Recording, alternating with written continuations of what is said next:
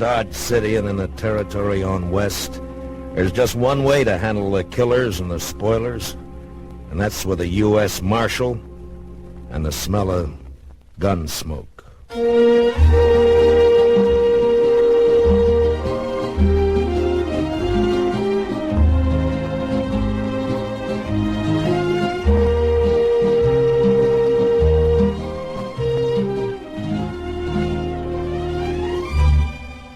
Gunsmoke, the story of the violence that moved west with young America.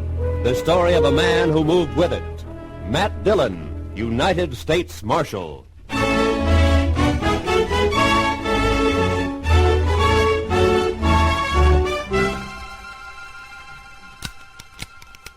Need any more cartridges, Mr. Dillon? No. I got the greener loaded. Unloaded. I don't want a shotgun. Yes, sir. Do you want me to come with you? You want to come? No, sir. I guess not. But I will. Better stay here then, Chester. This make me a coward, Mr. Dillon? How do you feel? Like a coward. Lassiter scares me, sir. But you were willing to come anyway. Figure it out for yourself. Good luck, Mr. Dillon. Yeah. If, I'm not back, don't forget those reports have to be mailed tomorrow. I won't forget. Mr. Dillon? Yeah. You ever get scared? Sure. Better keep yourself busy.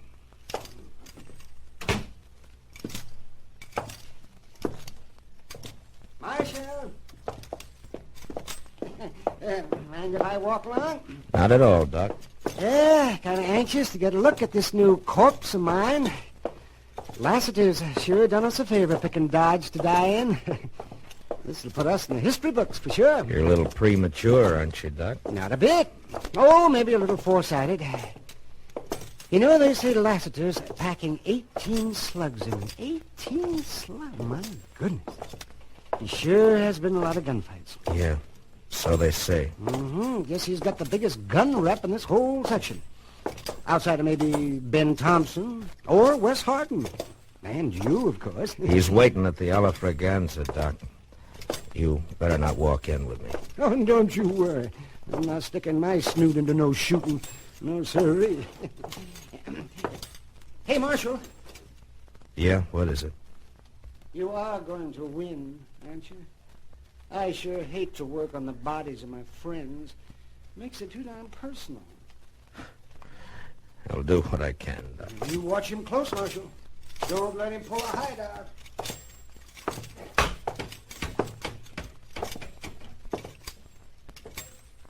Hello, Lassiter. Hi, Matt. Been a long time. Yeah. Drink with me? Why not? Harry, 2 whiskeys. Harry, get up from behind the bar. Sure, Mr. Lester. Sure. Oh, don't spill it. Leave it on the bar, Harry. We'll pour our own. Yes, Marshal. Yes, sir. Here, sir. How's your shoulder, Lassiter? Aches a little, bad weather. Still carrying your lead, Matt. There you are. Yeah. You should have killed me, Matt. Maybe. It was a long time ago. Matt, I want you to know I bear no grudge. But it has to be. I know. We're gunfighters, you and me, both the same. Yet not the same. What's in our blood? That's why, Matt. That's why I have to brace you. I got to know for sure. There's no grudge, Lassiter. Your health. And yours.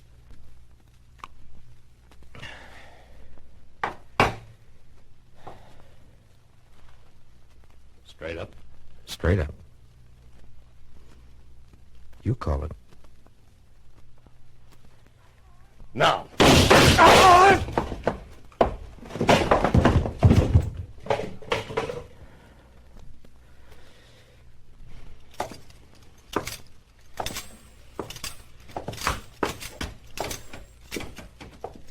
Oh, it was beautiful, Matt. Simply beautiful. Was it? Why, yes, and it was close to. For a moment, I wasn't sure who. Oh, Marshal, your neck. You're hit. Just a scratch. It'll be all right. But here, just Let it go. Go and get Lassiter. He's all yours. Hmm? Well, of course. And you'll be happy to know he's got 20 slugs in him now.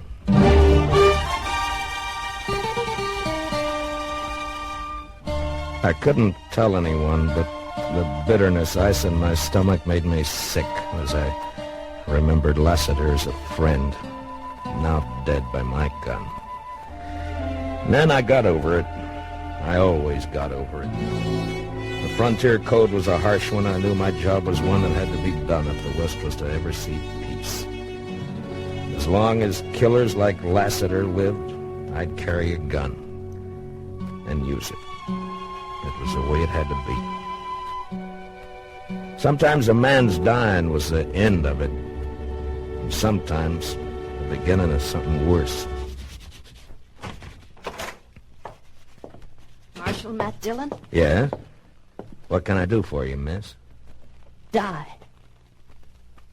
Well, miss, I don't know. It's Mrs. Lassiter. Oh.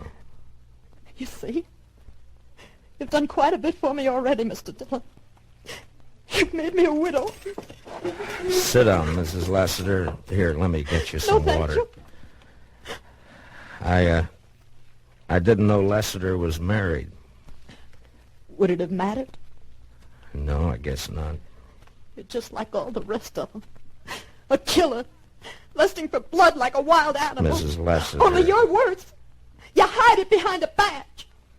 My husband was in town less than 2 hours, but you couldn't wait, could you? You saw your chance to get a little bigger reputation. Matt Dillon, famous gunfighter. Matt Dillon, murderer. It was your husband that sent the challenge, Mrs. Lassiter. I'm sorry for what happened.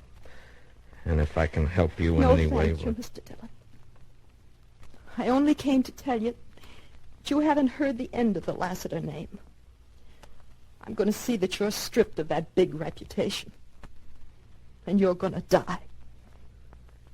Mrs. Lassiter, is there anything I could say that you would listen to? Nothing. And good day, madam. Till we meet again, Marshal.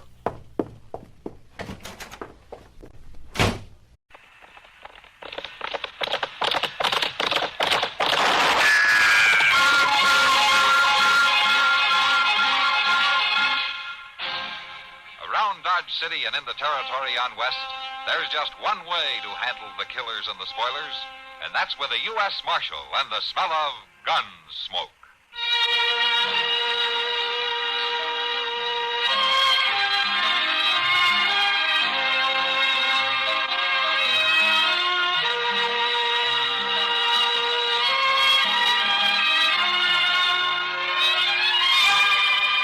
Gunsmoke, starring William Conrad. The story of the violence that moved west with young America, and the story of a man who moved with it. I'm that man, Matt Dillon, United States Marshal. The first man they look for and the last they want to meet.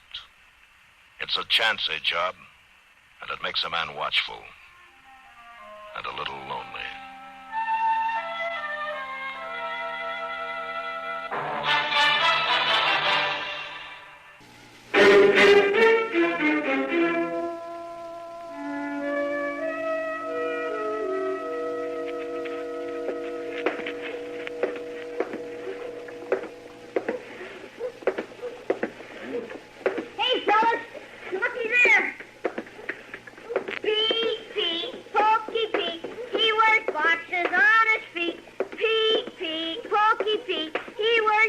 Now, Teddy, you stop that. Idea. Now, you leave that poor old man be. Well, I ain't doing nothing, Chester. Well, it ain't right you tormenting old Pete like that. All the fellas do it, Chester. It don't mean nothing. Old Pete don't care. How do you know he don't care? Well, he don't say nothing. It don't make no difference if he says nothing or not. It just ain't right teasing a body for no reason at all. He's awful funny-looking, Chester. Well, now, ain't that a shame? You live as long as old Pete, you might be funnier looking yet. What do you mean? You can't never tell what might happen to you, Ted. Why, you might just grow another ear or another nose or something like that. Ah. No, sirree, you can't tell at all how you might turn out. I'd be mighty careful before I poked any fun. Mighty careful. Well, I guess maybe. Here. Pull this one. I'll see if it's strong enough. All right. Hey, that's a fishing pole, ain't it? That's a fishing pole. Of course it's a fishing pole. Ted, if you spent more time down at the river instead of tagging along after old Pete, you wouldn't ask fool questions like that. Hold it steady now. Let me see. Yeah, I guess that'll do all right. You going fishing now, Chester? Well, say, now that sounds like a good idea. Got a special place to go? Boy, I got me a place where them catfish is so big you can hear them meowing before you even reach the river. I'd like to see that, Chester. Well, it's a sight to see, Ted. A sight to see.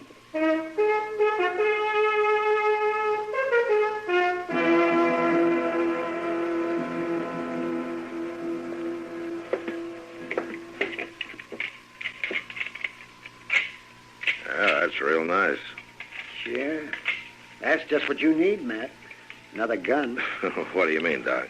Why, your office is full of them now. Well, now, this is a new model, Doc. I wanted the marshal to look it over for me before I ordered any number of them.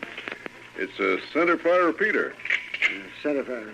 Yeah, whatever that means. Well, if it works right, it means something mighty good, Doc, as far as rifles are concerned. I'll tell you that. Well, they say it works all right, Marshal. Uh-huh. And they're making it in 3 sizes, a 15-shot rifle, a 12-shot carbine, and a half-size 6-shot. Huh.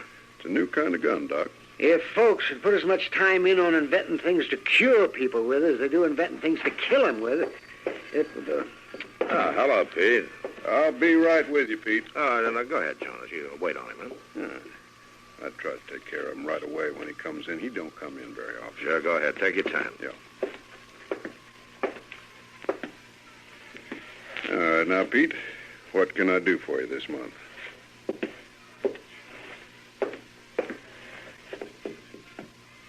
Oh, want some of them candles over there?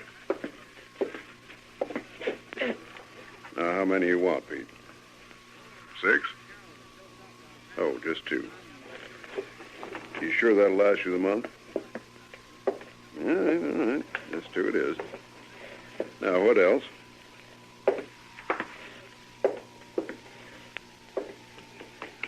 Beans. All righty. Now, I'll tell you what I'll do. I'll start pouring them out. You let me know when to stop, huh? You just raise your hand, Pete, when I poured out enough. That's fine. Now, what else you need? Lamp wicks? Lamp chimney? Oh, coal oil. Well, sure. Jonas, we're going to go. I want to catch Jim Buck before he takes the stage out. I'll be back to see the gun later, huh? Well, sure, Marshal, any old time. So long, Jonas. Thank you. All right, now, Pete, what else?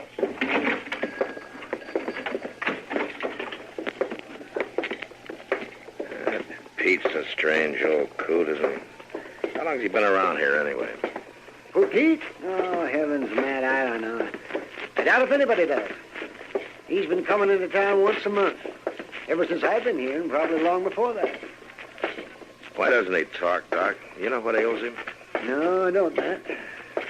He's never asked for any help. He's never been anywhere near my office. I wonder he's so patient with all the tormenting that he takes. Oh, he's always been gentle with the youngsters. Sometimes he can get riled with grown-ups, though. And talking of getting riled, Chester said he was going to bring a package up from the depot for me. Where is he, anyway?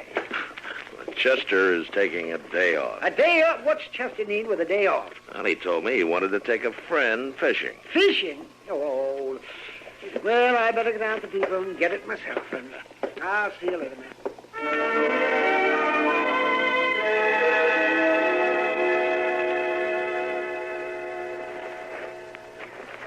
I don't hear no catfish meowing, Chester. We're right on the bank, too. Well, no, see, it's just the wrong time of day. They don't seldom do it when the sun's so high. You're more likely to hear him carrying on around supper time. You sure talk funny. Well, I ain't talking funny at nobody the way you were doing to old Pete this morning. I won't do it no more. It's a good thing. Might not come out so good next time. How's that? Well, because old Pete might just turn around and snap you right in two. That's how's that. He don't do Mind your line. It's heading with that snag downstream. Watch it. That's better. No, old Pete ain't done nothing yet, but he's getting older and tireder, and what with not even getting any sleep at all, he... No sleep? They say he don't sleep a wink. He just sits there with that little old shack of his, guarding that treasure. Here, do you want some more bread and cheese? Ugh, cheese smells kind of funny. Well, it is pretty stout, but that just signifies it's good. Eat all you want. It's good for you. What kind of treasure does old Pete have? Oh, he got a little old dab of treasure buried out there. They say he towed it clean up the Mississippi off on a pirate ship. You ever seen it, Chester? Well, no, I ain't never seen it exactly, but he uses gold money when he comes to town. He sure has to get it from somewhere. Pirate gold. That's what it is, piece of eight. Piece of what? I'd sure like to see some pieces of eight. Well, now, I ain't so sure that it's pirate gold. I might just take me a run out there and see. Now, that ain't likely to be a very good idea. Sit still, Ted. If you fell in that river, the catfish would have to help you. Where are you going? I gotta get back, Chester. I got something to do. Well, now, don't you get lost getting home. Boys, they sure don't grow up like they used to. It's just hard to tell what the world's coming to.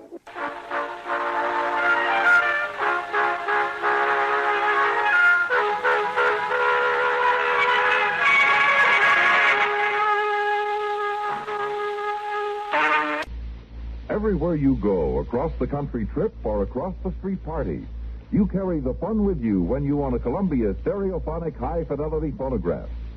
There's a marvelous selection of 7 new portable models in smart new color combinations at your Columbia phonograph dealer, from which you may choose.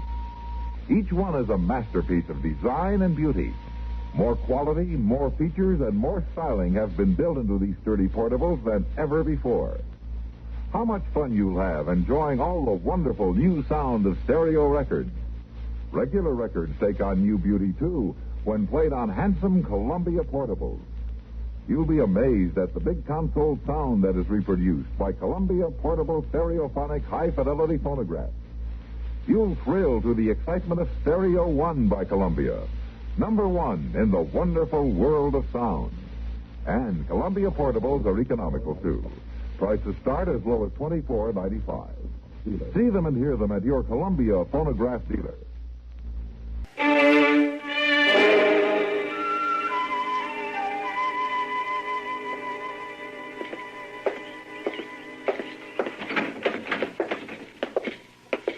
Oh, Matt, you couldn't hold out, huh? You win, Kitty. It's too hot to sit in that office waiting for something to happen. Well, sit down. Yeah, thanks. Sam, bring us some beer, will you, please? Sure, Kitty. Oh, it is hot. I'm surprised at you, Matt. It's usually Chester who complains about the heat. Well, he'd be complaining. He just isn't here. Well, you know, I feel kind of sorry for Chester, running your errands in all this heat. Kitty, Chester is not running my errands. He's fishing. Oh. Here's a beer. Thanks, sir. That's good. Yeah, I can just see him now, sitting out there with his feet in the water someplace fishing. Oh, I'm sorry to hear that, too. Oh, why?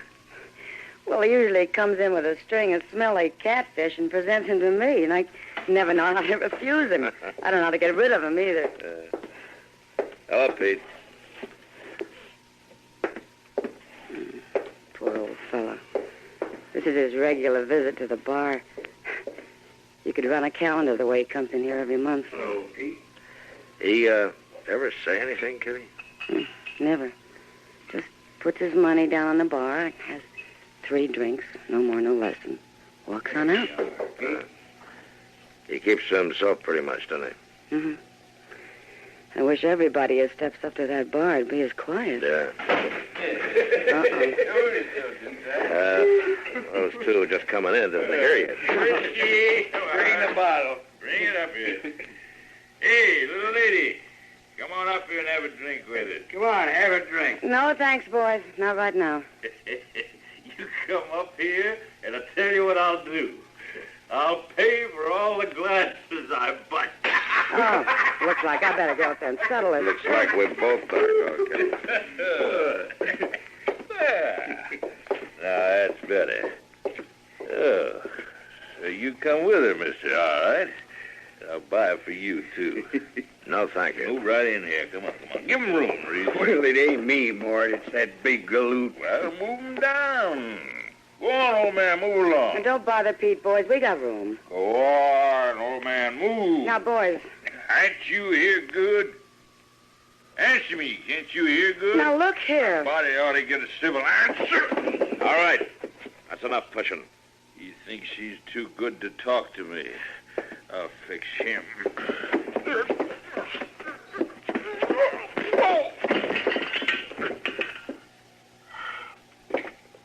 Here, I'll help you up. Why, that old fool, he knocked me down. I'll fix him. Pete's a little tougher than he looks, isn't he? I'll fix him good. Whatever he did to you, you had it coming. I'm gonna get him. No. What you're gonna do is get out of here and sober up. Maybe I will for now, Marshal. Maybe I will for now. But that uppity old man ain't gonna get away with this. And there ain't nothing you can do about it. I wouldn't count on that.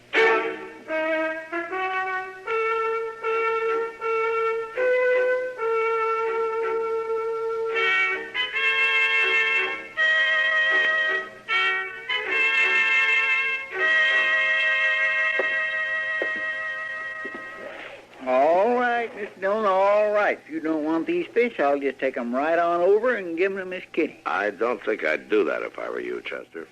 Why not? Well, she hasn't gotten over that last batch yet. Why, it's been a good week since I give Miss Kitty them last fish. She ought to be more than ready for this nice new mess. I don't think she is. Well, I swear, I just don't know what use for a fellow putting in all that time fishing if nobody ain't going to appreciate it.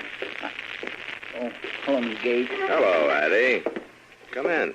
Matt, I'm afraid I need your help. Oh, sure, Addie. You sit down and tell me about it. Get her a chair, will you, Chester? Yes, sir. Here you are. Thank you, Chester. All right, Addie, what's the trouble? It's my boy, Ted. Why, he's a nice young'un. He couldn't be in no trouble. Never mind, Chester. What about Ted? Well, he isn't home. Wasn't home all day and didn't come home to supper. That's not like him, Matt. I'm afraid for him. Oh, no, Addie, boys his age get to feeling pretty big. Sometimes they just forget to come home right on time. Not Ted. Ever since his pa died, he's taken great stock in doing the evening chores for me. He wouldn't just run off. Oh, shucks, Miss Gage, he's bound to be all right. I seen him this afternoon looking just as fine. You saw him? Why, sure, we was fishing together. Did he come back to town with you? What? No, ma'am, he didn't. He come back before I did. I kind of wondered about it, too, at the time. How's that? Well, it sure seemed like he was took with the story I was telling him about old Pete and all. But I just started telling him the best part when Ted went on. What part was that, Chester? Well, the part about how old Pete sets up all night guarding that buried treasure. Buried treasure? What buried treasure?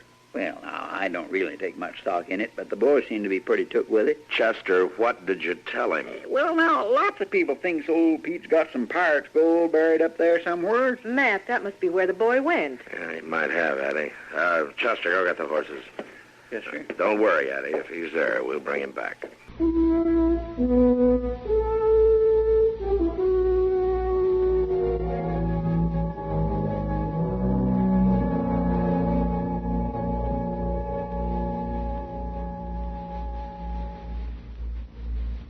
The way CBS Radio's Andy Griffith put it recently, my wife and I have picked out a dandy place for our vacation. It has accommodations for children, it includes hi-fi and air conditioning, and it's a veritable mecca for the tired breadwinner. As a matter of fact, it's got all the comforts of home. You know why? It is home. Well, that's a sample of the offbeat Griffith humor that's winning him new fans every weeknight here on CBS Radio. His approach, according to one observer of the current comedy scene, is a 1959 version of the late Will Rogers. The genial drawl is there, and there's the same twinkling sense of fun. You're sure to like what you hear when Andy Griffith takes to the air right here at this spot on your dial. Along with Andy Griffith, you'll enjoy hearing all those sparkling comedy time features. The Amos and Andy Music Hall, Burns and Allen, and Bob and Ray. They're yours for the laughing, weeknights on CBS Radio. Come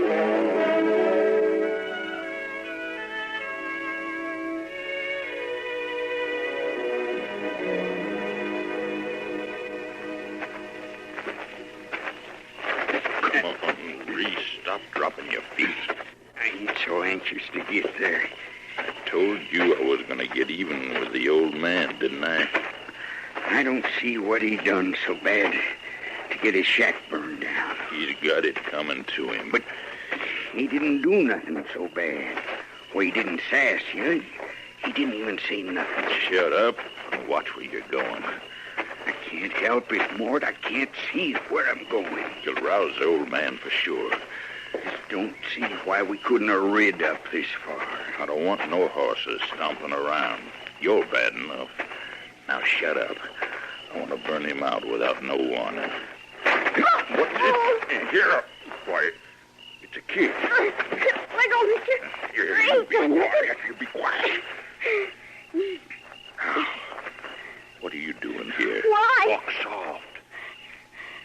I was just watching for him to come out and guard the treasure, that's all. What's he talking about, Mort? What are you doing here? Come on now. Let's have the truth. That's the truth, Mr. Arms. It's pirate treasure. Who told you that? Well, the man from Marshall's office. He says Pokey Pete sits up all night guarding us. You better not try to fool me, boy. I ain't fooling. Cross my heart, I ain't. All right, then. Where's it buried? Oh, I don't know that. You better tell me. Come on, Mort. Let the boy go. That foolish old man ain't got no gold. Well, he don't even have a decent pair of boots. Maybe he does and maybe he don't. But it's sure worth finding out. Now, come on, boy. You tell me where it's buried. I don't know. He's the only one who knows where it is. The old man's the only one. Did you hear that, Reese? I heard it. Well, he was too uppity to talk to us before, but we'll sure get some talk out of him this time. I thought we was just going to sneak up and burn the place. We'll burn it after we talk to him, Reese. After we make him talk. Now, come on. Please, mister. Can I go now? What's the matter, Sonny? Don't you want to see the treasure? Well, I want to go home. You ain't going home yet, Sonny. Not just yet.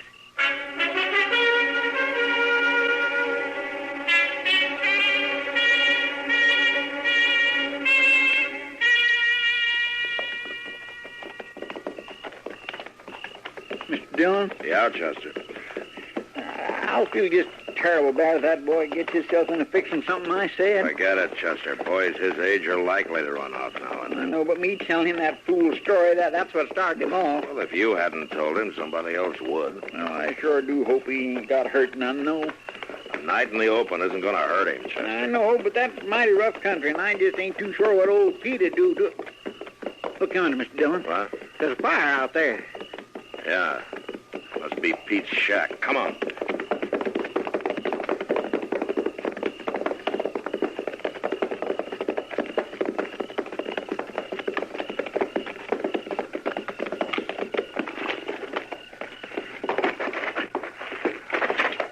Look around, see if anyone's around here. There, Mr. Dillon, just outside the door. Oh, yeah.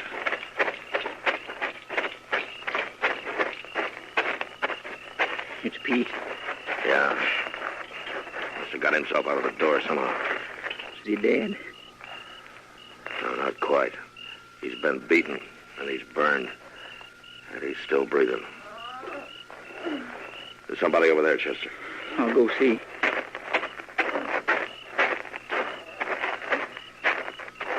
Oh, my gracious. Mr. Dillon? Yeah, Chester.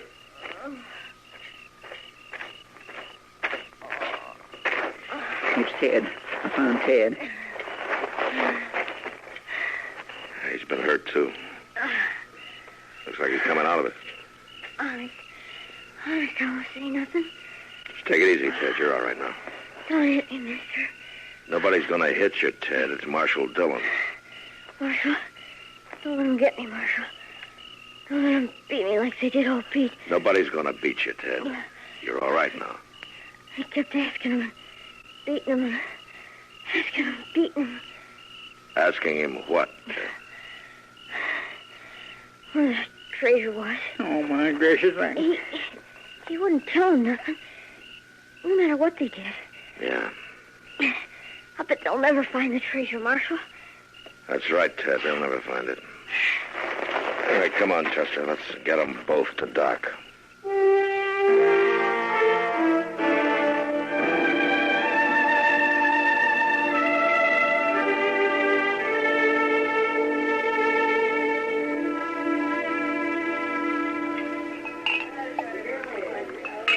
Come on, Mort. Drink up and let's get out of here. Oh, quit your fussing, Reese.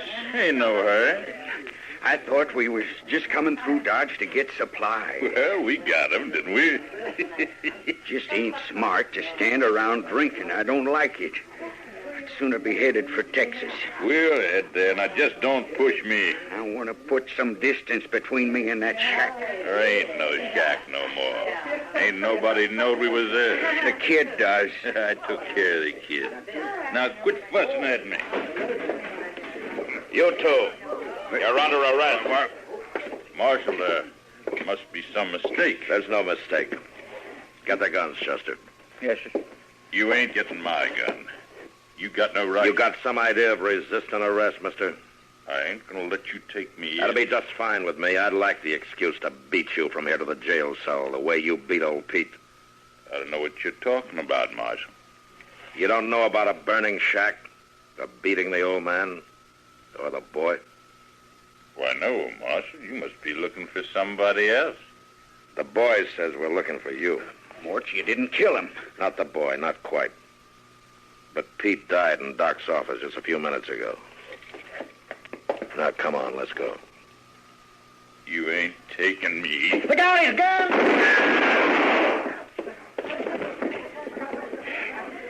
You got him, Mr. Dillon? Yeah.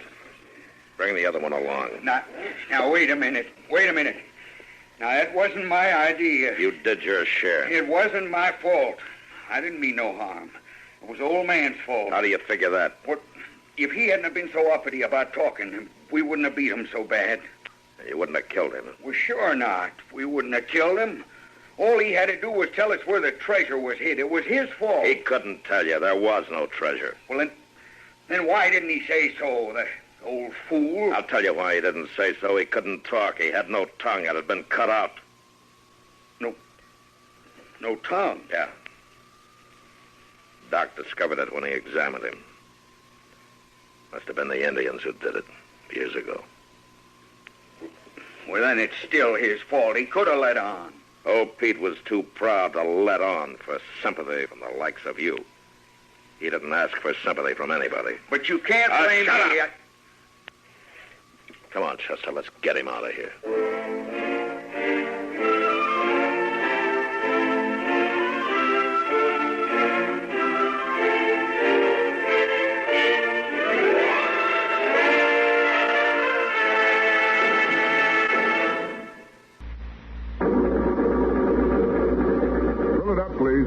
Aha, valve lifter noise. That engine sure needs new Case-ICE 3C heavy-duty crankcase concentrate. Well, it certainly needs something.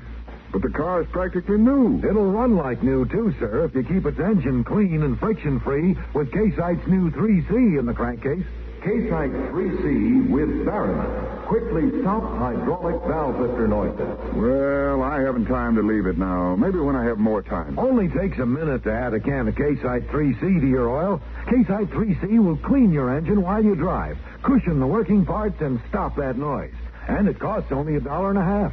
Case-ICE 3C smooths and quiets your engine. Gives it more pep and power.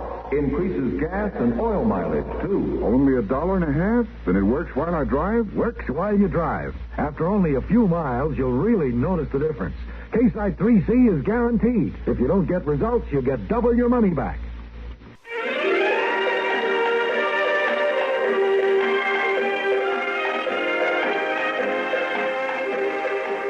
Gunsmoke.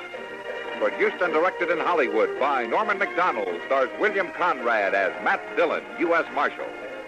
The story was specially written for Gunsmoke by Marion Clark with editorial supervision by John Meston.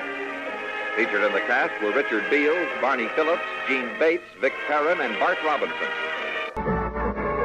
Farley Bear is Chester, Howard McNear is Doc, and Georgia Ellis is Kitty. This is George Walsh inviting you to join us again next week when CBS Radio presents another story on Gunsmoke.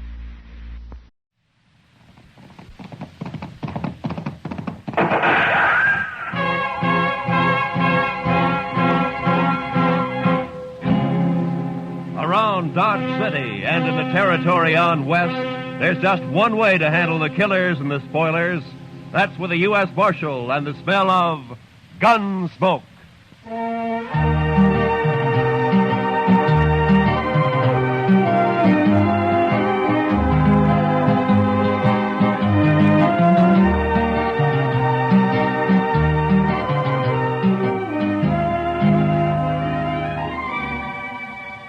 Gunsmoke, starring William Conrad.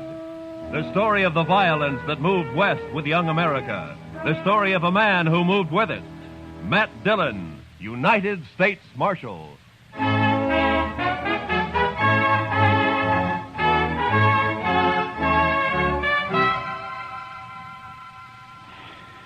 Sure is hot today, Mr. Dillon. Yeah. Used to get hotter in Sweetwater, though.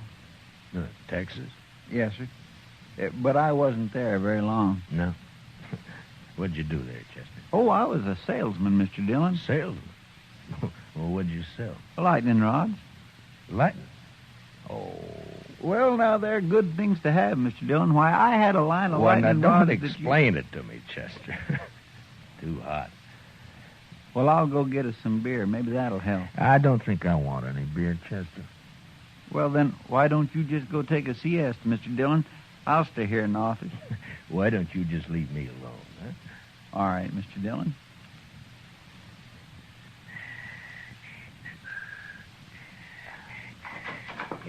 Marshal, Yeah, what do you want, Doc?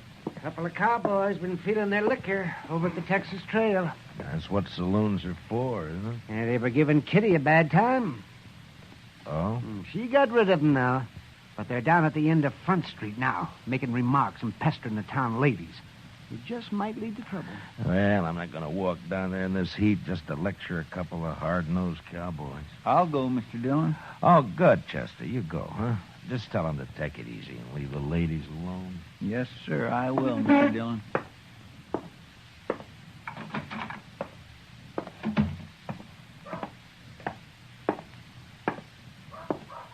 Hey, lady, you ever been to Texas? Real men down there. Not like these short grass Kansas. All right, boys. Now, that's enough. Who's this? The preacher, maybe. Boys, Marshal Dillon sent me down here. And we're going to send you right back, fella. Mr. Dillon said you can have all the fun you like, but to leave the ladies alone. That's the whole dang trouble with these Dodge ladies. They've been left alone too long. Yeah, what they need is a couple of big-handed Texas men. Look, now, why don't you go over there to the Alfaganza? I'll buy you both a beer. You will, huh? Well, that's mighty thoughty of you, mister. We just don't want any trouble, that's all. Sure we don't. And I got an idea how we won't have any. Wait till I get on my horse here. Stay with our friend a minute, Trevor. Hey, mister, I'll make a bet. What kind of bet? What do you mean? Any kind. You name it. Come on. Well, but I don't. I got him! He spilled his gun, Trevor. Pick it up and grab your horse. Get this rope off of me. Maybe it'll wear off, mister. You're going for a ride. Drag him, Tobo, drag him. Let's go!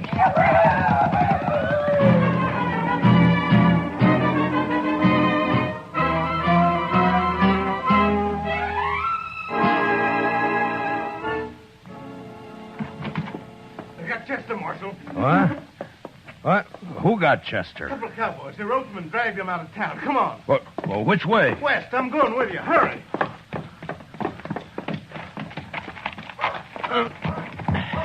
Come on.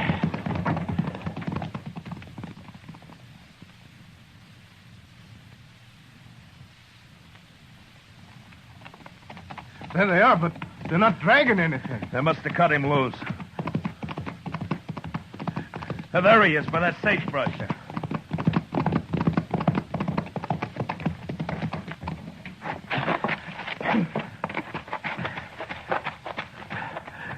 Chester.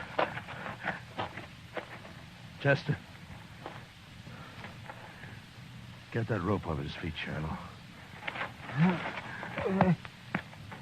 Look at him. He's bleeding all over. They tore him to ribbons. I'll stay with him, Marshal, if you'd like to. No, Shiloh. Go get our horses. I want to get him back to the dock right away. All right, Marshal. It's all over, Chester. I got you now. We'll be at the dock soon. Easy, Chester. Easy, fella. Easy now. I'll carry him when you get tired, Marshal. I won't get tired, Shiloh. Not for a long time.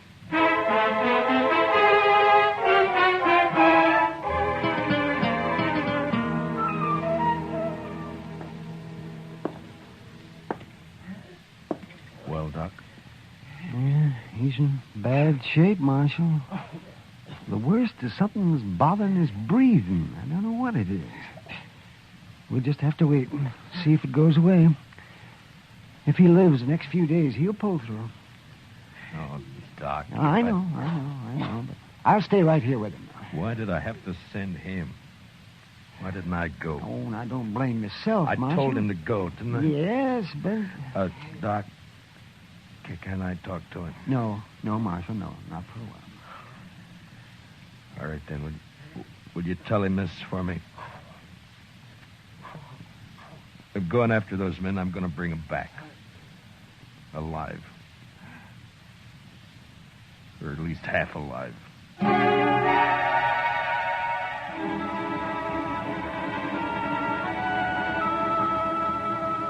In the street outside, waves of heat move back and forth, making things seem unreal. Like Chester lying up there at docks. That seemed unreal somehow. I walked down to the jail, and I went inside, and I sat there for a while. And then all at once, I got up and unbuckled my guns, and I hung them on a peg behind the desk. And I went over to the Texas Trail. I'm over here, Matt. Sit down. Matt, I heard about Chester. How is he? Doc doesn't know for sure. Oh. They were in here bothering you. Who were they, Kitty? I never saw him before. One was a kind of weasel-faced man named Trevitt. And the other? Big man. Real brute. Named Stobo, I think. I see. What outfit, they say? Would it be the Crow Track? Yeah. The Crow Track's holding a herd up the river. Thank you, Kitty. Wait a minute, Matt. Yeah? It's no business of mine to ask, but where are your guns? It would have been easier for Chester if they'd have shot him and killed him. But I don't see... So I'm not going to shoot them. Chester dies, I'll see him hanged. Otherwise... Otherwise what, Matt? I don't know. But I'm going to bring him back and we'll wait and see. You're taking an awful chance. Maybe. Oh, Matt. Please be careful. Sure. Kitty? Yeah, Matt. Look in on Chester once in a while, will you? Maybe Oh, he of course I will. Don't worry about him. Thank you, Kitty. So long. Hey, Marshal. What is it, Shiloh? I'll walk outside with you. Marshal, I want to ride after those cowboys with you. No, Shiloh, I'm going alone. But we could use you here at the jail. Here? I'm going to take 2 prisoners. I don't know when or how, but I need a jailer when they come in. So I'll bring them in with you, and then I'll... No. That's something I have to do alone. Marshal, you're a stubborn man. But, okay, I'll do it. Keys are in my desk. Here's my horse. I'm going now. Wait a minute, Marshal. You're not armed. I know it, Shiloh. Goodbye.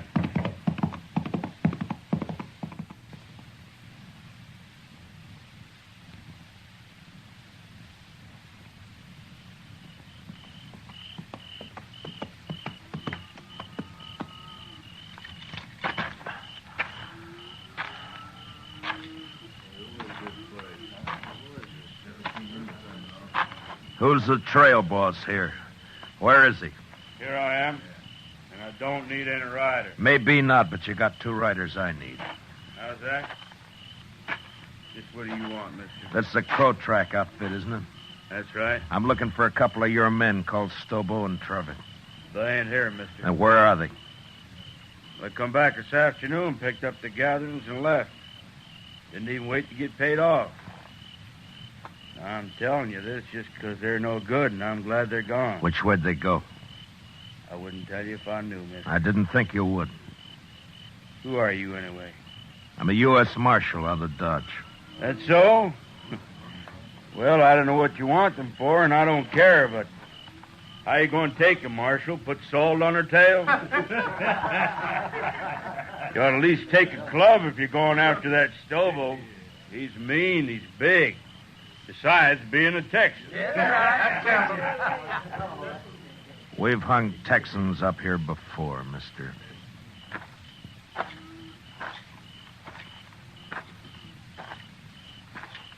Marshal. Yeah? I heard Stobo and Trevitt say they were heading west, following the Arkansas. Where are you from, son? Texas, near Waco. And what are you sniveling around informing on these men for? That Stobo kicked me, knocked me down and kicked me. All right, son, I'll ride along the Arkansas.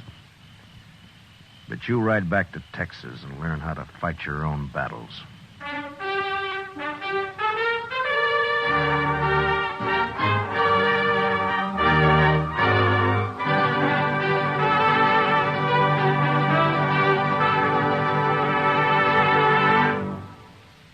We will return for the second act of Gunsmoke in just a moment. But first, the conventions start next Monday when the Republican Party takes over Chicago.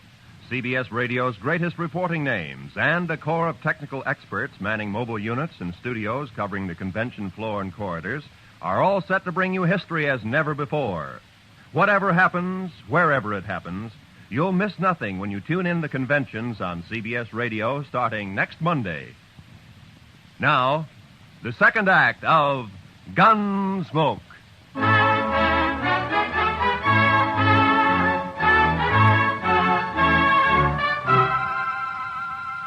I cut straight down to the Arkansas and followed it west. I rode close to the water where I could use the sound of it for only my cover. After an hour or 2, I spotted a hobbled horse alone.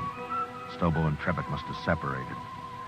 I got down and followed the animal's tracks as best I could in the moonlight until I caught the dying coals of a campfire on the bank ahead. To one side, I could make out the huddled figure of a man asleep in his blanket. It took a long time to crawl to his head where I saw the weasel face of the man Trevitt. His gun belt lay on a saddle blanket in easy reach. I stood up and heaved it out into the river. And as Trevitt sat up with a snap, I kicked him back. Don't shoot! Don't shoot! You sit up again and I'll smash your skull, Trevitt. Don't kill me! Don't kill me! Shut up. Now, where's your rope? I told you to lie down. Now, where's your rope? Under my saddle there. You gonna lynch me? No. But you may hang legally if you live that long. Now, keep your arms in that blanket and lie still while I get you roped up here. Who are you, mister? Yeah, that'll do it. Let's just say I'm a good friend of a man you dragged out of Dodge this morning. Stobo was in on that, too. It was his idea. He did it. Don't worry. I'll find Stobo. You ain't going to leave me like this? I'll be back.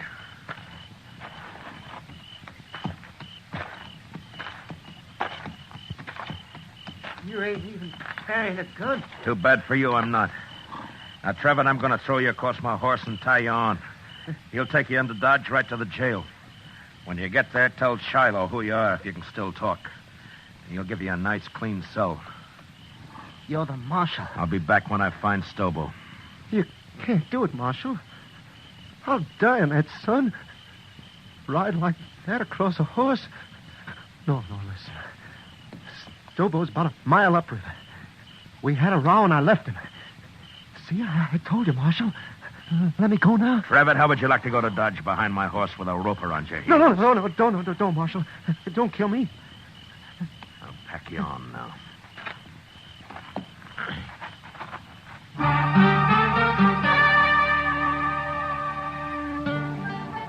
I tied Trevor across my horse and started him off in the direction of Dodge, and then I forgot about him. Stobo was next. I rode west on Trevor's horse. Dawn was just breaking when I saw him, crouched behind a campfire, cooking breakfast. His horse was saddled and stood nearby. I rode straight up, got down, and walked over.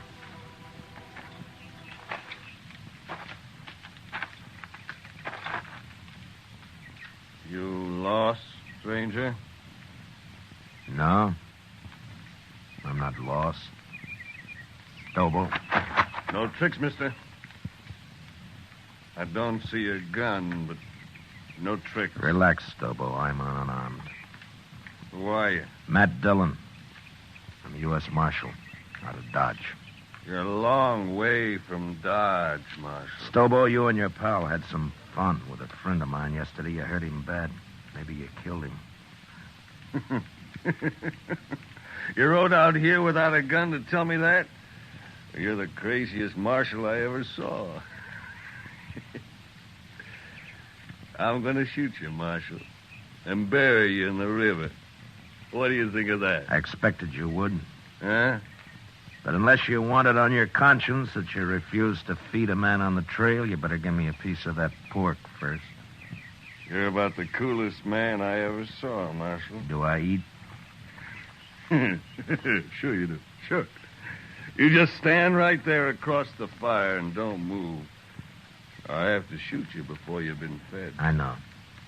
It's too bad I only got one dish for your last meal, Marshal. A man can keep sassy on meat alone, Stobo.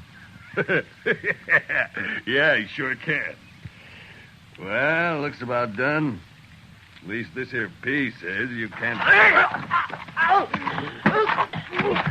All right, I got your gun, Stobo, so don't try anything. You burn me! You burn me! Just a few colds. It won't hurt you. Now shut up and get on your horse. I'll kill you for this, Marshal. You can't hurt me like that. On your horse! Come on now. Get up there. Now, you just sit there, Stobo.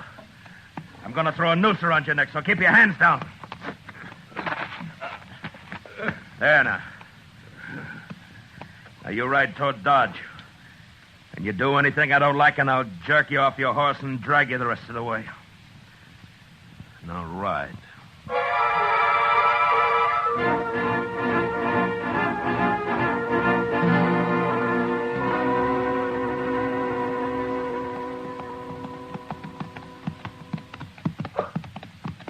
Jail's on the left. You see it? I see it. All right, pull up. Shiloh! Shiloh! Well, hello, Marshal. This other one? Yeah. Trevor, get here. More dead than alive, but he's here. It was rough, Marshal. Real rough. Yeah. Shiloh, how about Chester? Tell me. Doc ain't sure yet, but he's alive. Lock Stobo up. I'm going over to Doc's. All right, you get down. And walk straight, or I'll shoot you through both knees.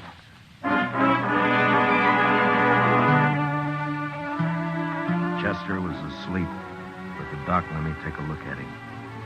Seemed to me he had more trouble breathing than before. But the doc said another day might see him out of it. And there was nothing I could do. So I went up for a steak and some sleep. And the next morning I went back to the jail. Morning, Marshal. Everything all right, Shiloh? Doc looked over your prisoners. Trevor's pretty sick yet, but Stoble's all right. Got a few burns is all. Nothing could hurt that moose. A hanging might. Sure, but what if Chester pulls through? You can't hold us in, Marshal. There's no law that says... I don't like the sound of your voice, Trevor. But you can't Be hold... quiet. Don't worry, Travis.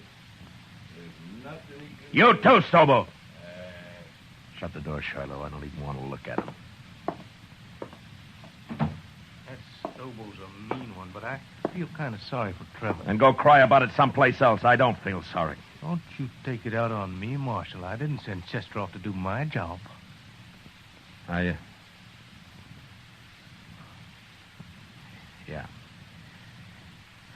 Yeah, you're right. I'm sorry. Go get some breakfast, huh, Shiloh? I'll wait here now. I'll be back later.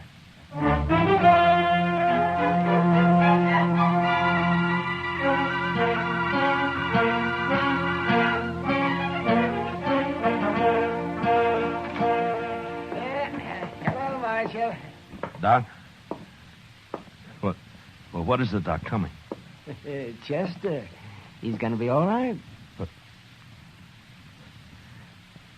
You sure? Why, of course, Marshal. His breathing suddenly changed. The pressure's off somewhere. Oh, he's going to be fine. That's good. Of course, he'll be in some pain for a while yet, but... Yeah. All right, Doc. I'll come see him in a little while. I'll tell him for you, Marshal.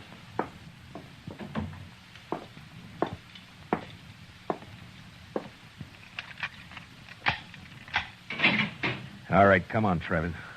Where to? Come on, I said. What's up, Marshal? I'll be back for you, Stobo. Now get going. Come on.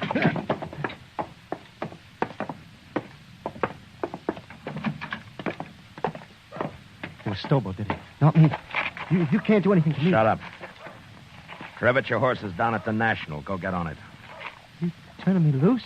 Get your horse and ride, and don't ever come back to Dodge, not while I'm alive. Now go on before I change my mind. Yeah, sure, I'll go.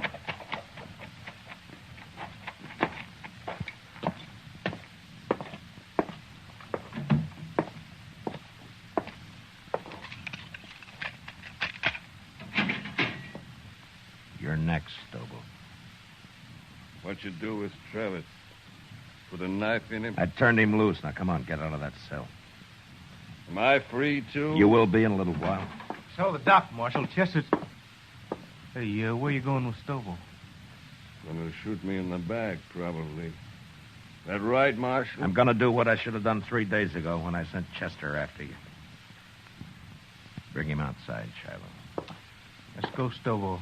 Slow and easy.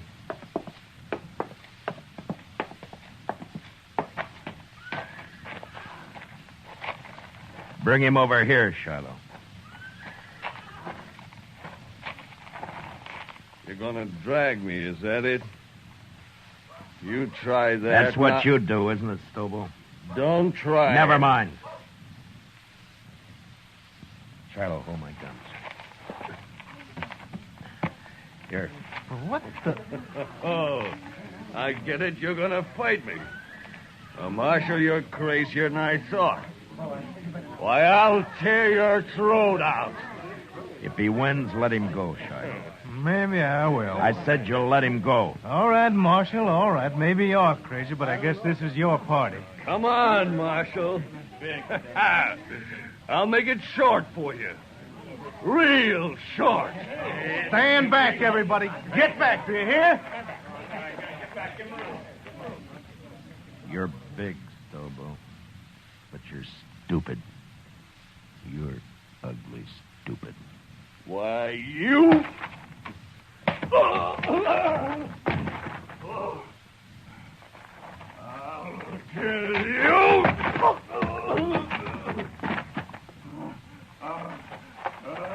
kill you!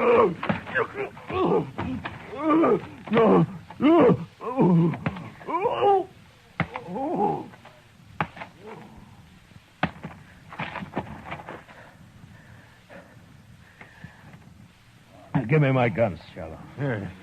He don't look too good, Marshal. I'd better get that doc. He's hurt, but he isn't dead.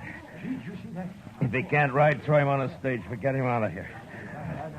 If I see him again, I'll shoot him.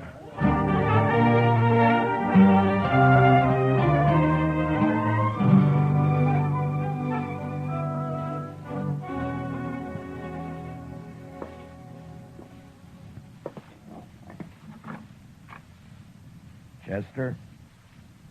Can I come in? Yes, sir, Mr. Dillon.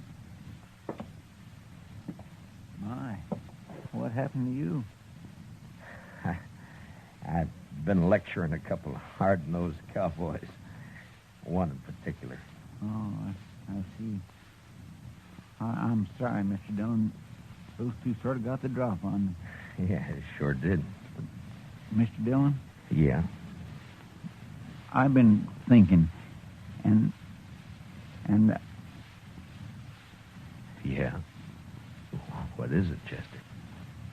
Well, Mr. Dillon, I'm not much help to you here. Maybe I better just... That's enough, Chester. Well, but I've been thinking... Well, just stop thinking. Yes, sir, Mr. Now, look, Chester, I'm going to tell you something. I need you here. You see, you're the only man in Dodge I can really trust.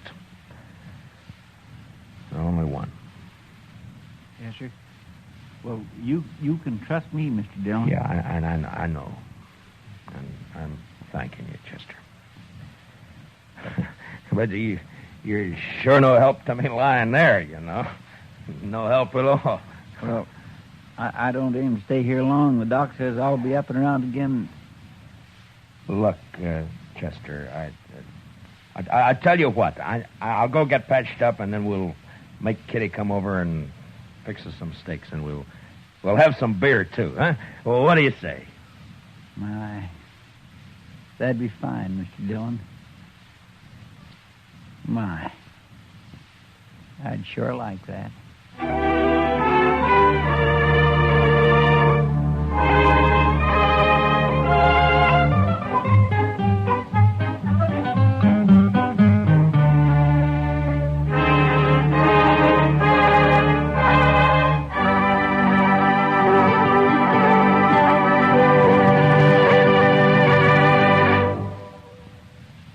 Gunsmoke, transcribed under the direction of Norman MacDonald, stars William Conrad as Matt Dillon, U.S. Marshal.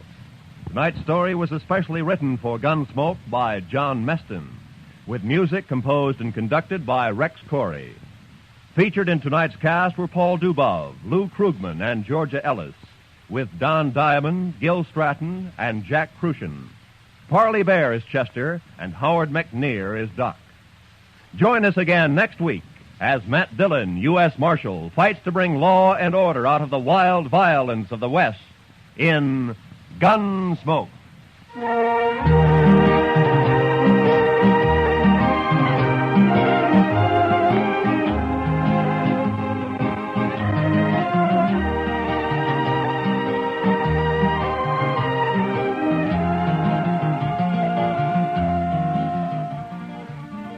Meet Millie.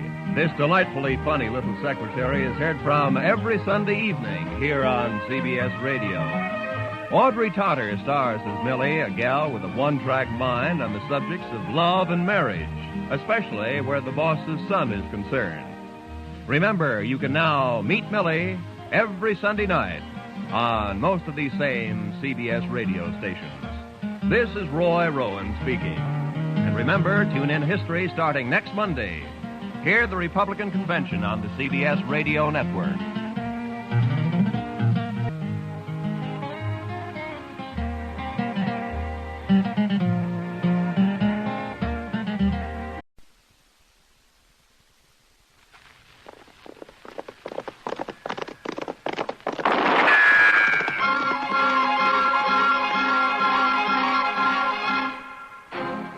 Around Dodge City and in the territory on West, there's just one way to handle the killers and the spoilers, and that's with a U.S. Marshal and the smell of gun smoke.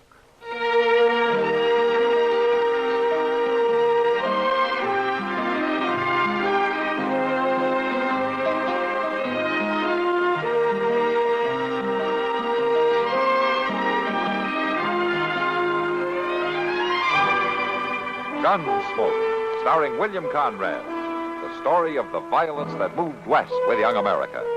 And the story of a man who moved with it. I'm that man. Matt Dillon, United States Marshal. The first man they look for and the last they want to meet. It's a chancy job, and it makes a man watchful and a little lonely.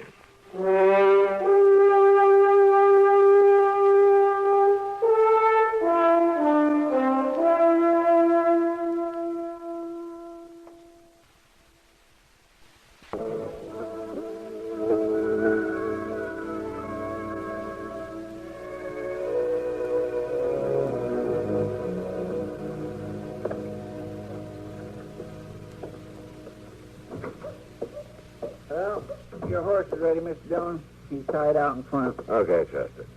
And the papers for Jake Worth? Uh-huh. I still don't see why you got to ride clean out there just for him to sign them.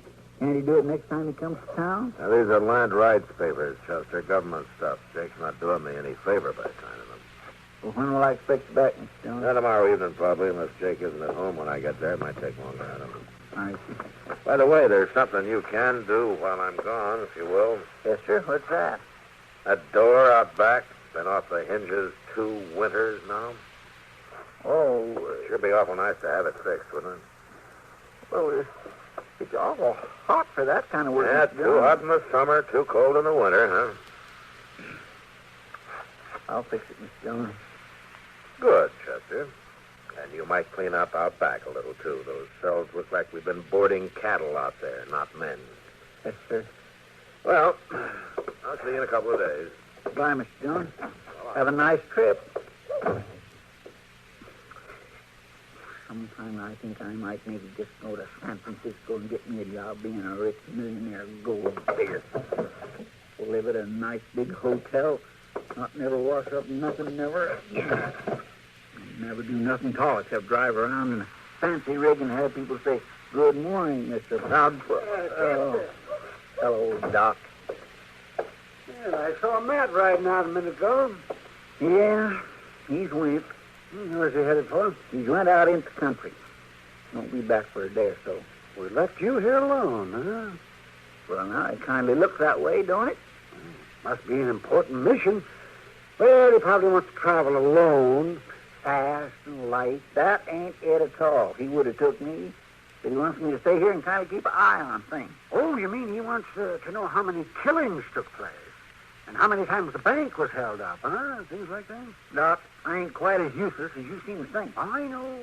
I got more to do than ride around all over the country in an old buggy handing out sugar pills to defenseless old ladies or just walking up and down the plaza looking for somebody to gossip with. I don't need some old sawbones to tell me what good I am or not. The cook at Delmonico's told me they've got antelope stew today. I don't care what the... Antelope stew? I was kind of looking for someone to eat with. Antelope stew? Are you hungry by any chance? Come on, Doc. If we don't hurry, it'll be all gone.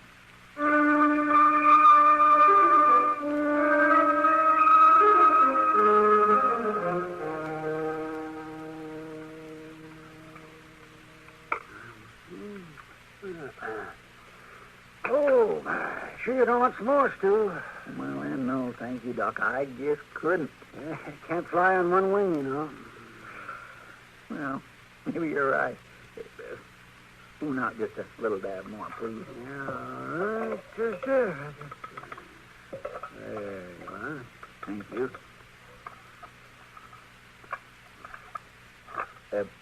Doc, you know that fellow just come in? Huh? No. Why? Well, he's sure looking at you funny. He's coming over here. I'm Bryce Harp, Judge. What? I said my name's Bryce Harp. You remember me. Well, no, I'm sorry, I don't. You got a convenient memory, Judge. Judge? What's this judge business? He ain't no judge, mister. A whole lot more likely he'd be on the other side of the bench. Pure luck I run in. Now, wait a minute, mister. I'm a doctor. I'm not a judge. What? A doctor, I said. Oh, he's a doctor, sure enough, mister. And if there's something wrong with your horse, he can prove Oh, it. shut up, Chester. So that's it. You're hiding out. Now, wait a minute. Now, what in the world are you talking about?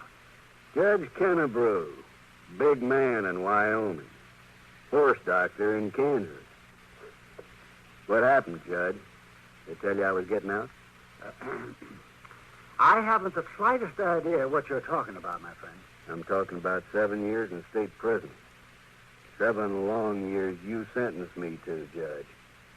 7 years to think about what I'd do when I got out. I tell you, I'm not a judge, you fool. You ask anyone, they'll tell you. I'm Doc Adams. Judge, I don't care what you call yourself or what you claim to be. I've been waiting 7 years to meet up with you again. And it ain't likely you nor anybody else can talk me out of killing you. Killing? That's all I've been waiting for, Judge. And I don't much care how I catch you either. Now, look here, you can't go around threatening people like that. Don't tell me what I can do. I've had 7 years of people telling me what I can do. Oh, you're crazy. You're drunk. Well, I'll see you later, Judge.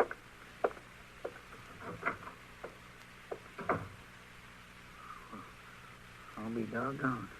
Well, I've been called a lot of things in my life, but never a judge. He said he was going to kill you, Doc. Oh, they mistook me for someone else. Judge, someone or other. You'll find out the truth soon enough. Oh, yeah, but he thinks you're just covering up with this doctor business. No, I don't think there's too much to worry about, Chester. This Bryce Harper's just another pilgrim gone off balance with a hard life out here. He was mighty pale for a prairie man, Doc. Hey, prison pallor? Oh, no, Doc, no, I don't think you should ought to take this so light. Maybe seriouser than you think. Nah, Chester, I know a thing or two about people. Harp's just a little off balance. I probably won't remember a thing about this by nightfall. Yeah. Maybe, but I ain't so Oh, sure. now, look. He wasn't wearing a gun, was he? Well, no. Come to think of it, he wasn't. Well, but I there you don't are, you see. The man comes busting in here saying he's going to kill me. He's making threats, and he isn't even armed. Now, just stop threatening. Eat your stew there. Go ahead. Okay, Doc. Yes, you know. But I don't mind telling you I sure will be easier when he leaves town. Or Mr. Dillon gets back. Why, rather.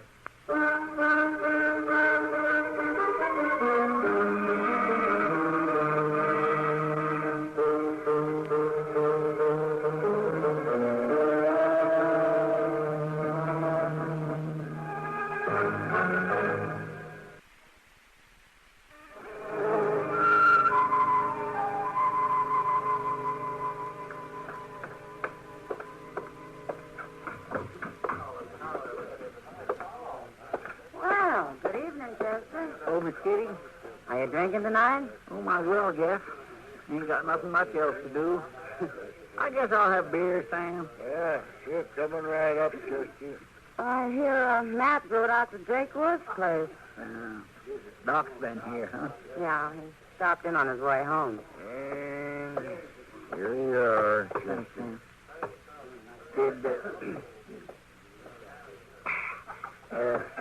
Did Doc tell you about being mistook for a judge? Yeah, having his life threatened? That man must be crazy. Doc says he's harmless. He don't even carry a gun. Well, it's a good thing. Fancy Doc as a judge. I sure would hate to come up before him if he was. If he got through chewing on you, there wouldn't be enough left to send to jail. Oh, no, he's not that bad. You don't know him like I do. Give me a beer, Barkeep. Kid, that's him. That's Bryce Harper right there. Well, he doesn't look like any tiger to me. Maybe not, but he's still kind of hard to figure out. Hey, you need that whole bar to drink that miserable glass of beer? Huh? You need the whole saloon to show off in? Huh? What's that? You heard me, mister. Don't believe it.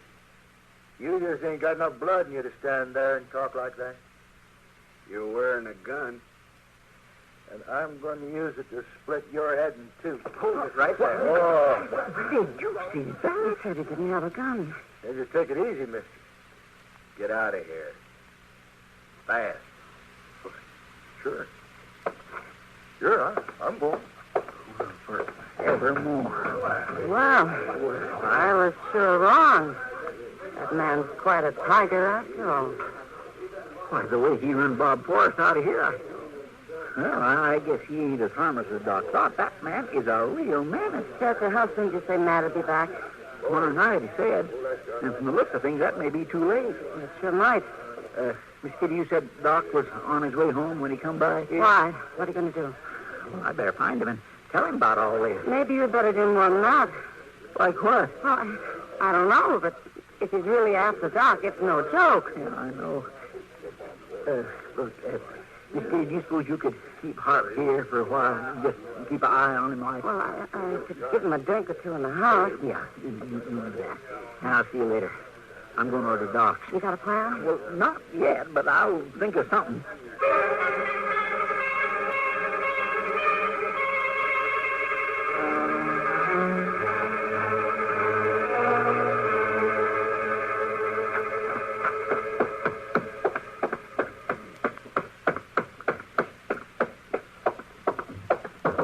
Doc? Oh, Doc? Doc? Well, for heaven's sakes, Chester, what are you doing here this time of night? Come on in. Doc? As a matter of fact, I'm glad you came. I was looking over some unpaid bills here. Doc. Your name is pretty prompt. Never mind that now. Never mind it?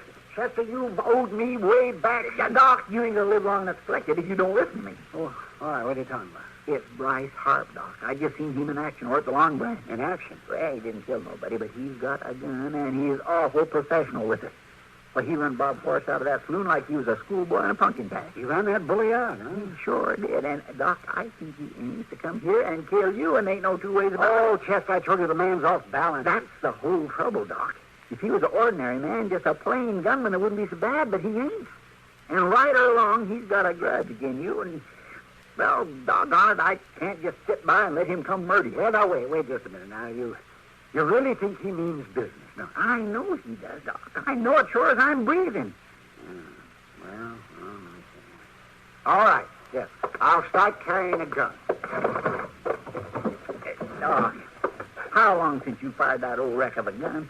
Well, I'm not too sure I ever fired it. Then you'd just be plain foolish to start toting it now. It'll probably blow up anyway. Well, for heaven's sakes, what do you want me to do?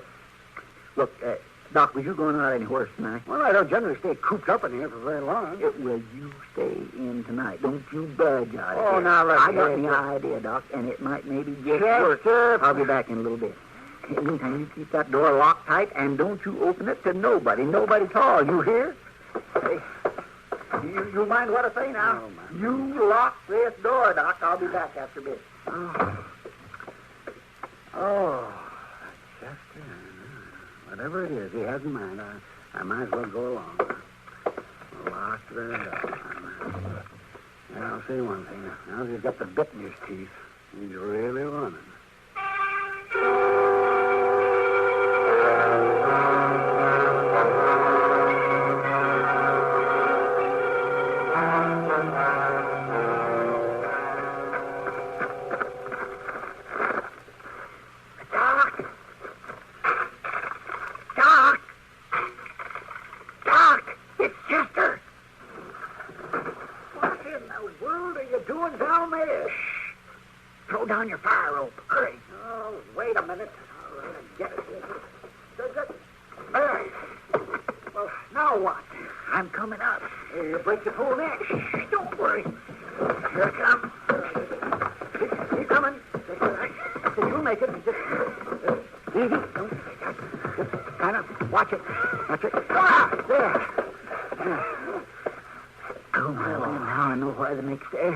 Please tell me what you're climbing in my back window for in the middle of the night? I had to come the back way, Doc.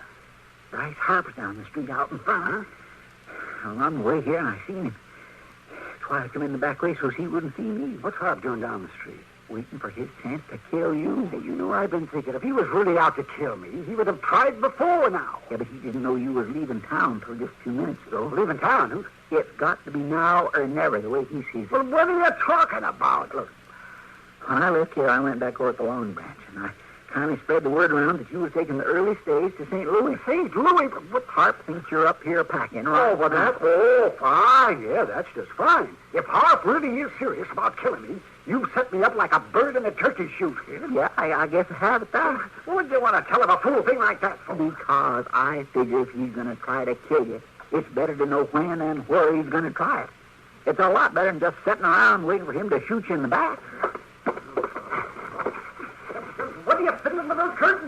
So he'll know for sure you're up here and moving around. I'm just trying to make sure I get my hip blown off, aren't you? Doc, he can try to shoot you from down there in the street. It'd be too easy to miss. Oh, that's a fine theory. Is your front door still locked? Yeah, yes, it is. And give me the key. What? Give me the key. Oh, goodness. Here. Why did you unlock it? How in the world is Harp going to get in here if the door's locked? If he comes in that door, we're just as good as dead. We're right in the line of fire. Of course we are, Doc, but so is he. You better get yourself a comfortable seat. We may have us a long way. Hey, now, wait, what are you doing? Why did you blow off that lamp? So with the lamp out, you may think you've went to bed. Then we may not have such a long wait. I hope you know what you're doing, Chester. So do I, Doc. So do I. Well, I go... I guess all we can do now is just wait. Yeah.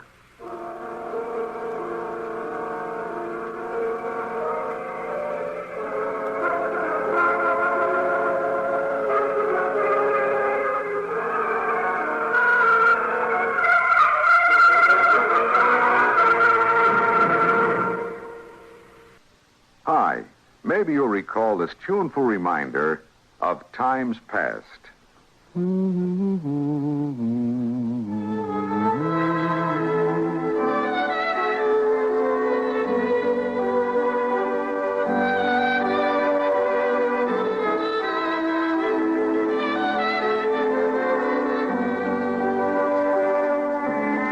This is Dennis James with something else worth remembering. It's this. You're so right to stay regular with Kellogg's All Brand. See, it's the normal, natural way to youthful regularity. The whole brand content of Kellogg's All Brand supplies your system with all the bulk-forming food that you need every day. There's only one All Brand. It's Kellogg's All Brand. So relieve irregularity from lack of bulk, as millions do, with a bowl full of Kellogg's All Brand each morning. ALL-BRAN. It's Kellogg's All Brand.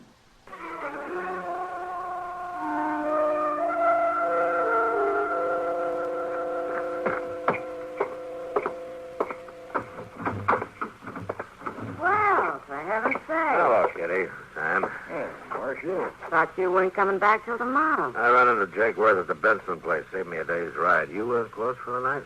Oh, yeah. But we can always find a drink for a good customer. It'd help cut the dust, all right. Beer or whiskey? A little coffee, I think, if you got some. Bring it over the table, will you, Sam? Sure, Miss Kitty.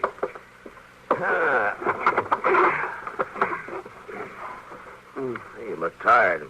Bad day? As usual. Think about how rich you're getting. No, sir. There you are, Marshal. Yeah, thanks, Sam. It's hot. Matt, did you stop by the office? No, I just rode in. Why? And you didn't see Chester? No. Why, is something wrong? Well, Chester's got in his mind that some fellow's going to try to kill Doc. Kill Doc? Yeah. Well, what fellow? I don't know him. He just rode into town. Have you seen him? Yeah, he was in here earlier this evening before we closed up. I'll say one thing. He's handy with a gun. Well, so are half the cowboys in Dodge. Well, yeah. You know Chester, Kitty. He gets the feeling his responsibility if I'm away. He sees something suspicious in every shadow. Well, that may be, but as I get the story, this man thinks Doc is some judge up in Wyoming who put him in prison, and he's going to kill him. Well, where's Chester now? I haven't seen him in a couple of hours. Kitty, this man that's after Doc, do you know his name? Harp, Chester said it was. Bryce Harp. Bryce Harp. Kitty, I'll see you later.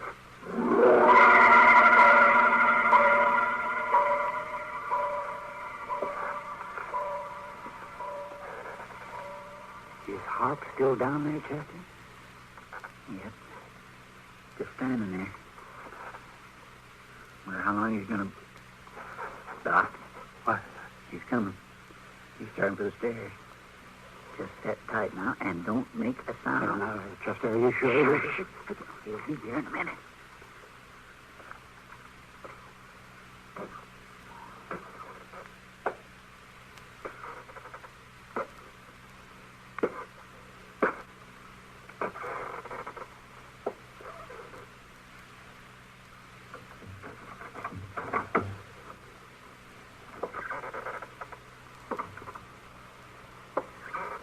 All right, Hart, throw up your hands.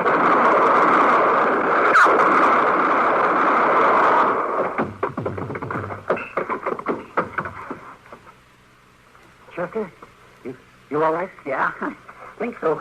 Get that lamp lit.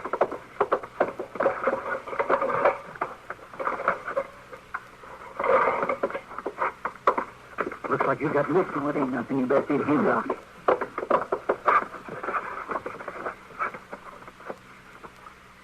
Well, he's still alive, but just barely.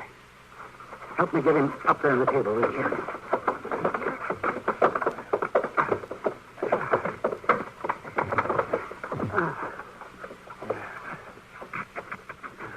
How is he, Doc? Reckon you'll make it? He took a bullet in the shoulder, but it went on through. Just a matter of cleaning the wound. But this other bullet, here, it's still there, and it's got to come out. What do you think? Well, I don't know, Chester. It's too soon to know just how bad off he is. You know, it don't give you a very good feeling to shoot a man, even a bad man. Well, he may be all right if gangrene doesn't set in. Hey, what's happened? Oh, so this fella came up here to take a shot at me, Matt, and Chester put a couple of bullets in him. I heard the shooting from the other end of town. It sounded like somebody was fighting the Battle of Chickamauga Creek all over again. Oh, Chester got nicked in the bargain. You all right, Chester? Yes, sir. I can tell you one thing, Matt. I'm mighty glad you got back. I swear I've aged a year since yesterday. Well, from the looks of things, you two got along pretty well without me. Oh, it's a terrible thing, man. A man getting shot up like that. I wouldn't feel too sorry for Bryce Harp, Doc. Well, you know him? If Chester hadn't stopped him, Harp might have killed you. Well, who is he, Mr. Dillon? I've never seen him before, but I know his reputation, and I've seen his picture.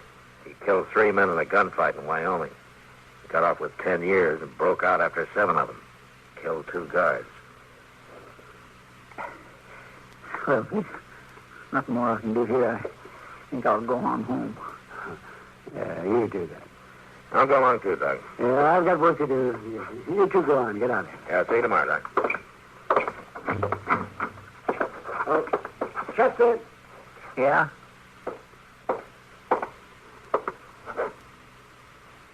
Yeah, Doc? I want to... Well, I just want to... Well, thanks. Sure. Good night, Doc.